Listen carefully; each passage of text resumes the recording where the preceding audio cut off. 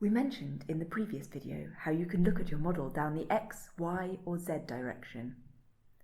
It is also possible to select any face of your model, whether it's flat or not, and then by clicking on this View Perpendicular to Face icon, it will rotate the viewpoint so you can look down on this face.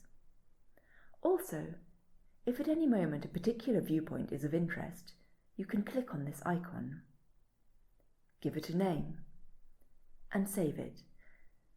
And then later, after you have moved to another viewpoint, you can return to the saved one. You can also display a set of coordinate axes, X, Y, Z, which consists of 3 axes and 3 planes, and in future videos you will see how you can also use this in various operations, or hide it again. You can also display a plane, upon which a shadow of your model is projected. We find that sometimes this helps you have a better visualization of the 3D shape of your model. There is a grid that can be displayed, and we will later see how you can use this for snapping or more precise operations. And finally, you can display the actual coordinates of each vertex on your model, or of only some selected vertices, like you see here. Let us now focus on a couple of visualization items on the left side of the screen. If you select any faces of your model and then click on this, you can set a different colour for them.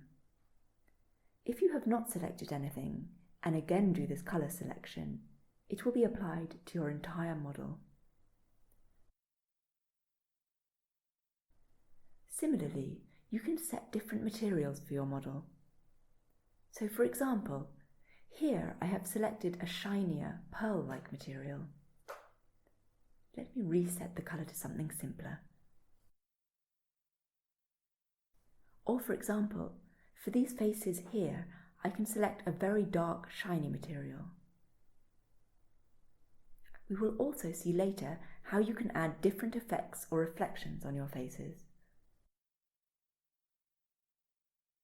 And finally, you can switch between solid or wireframe view, and all of the manipulations are active, whether we are in one state or the other.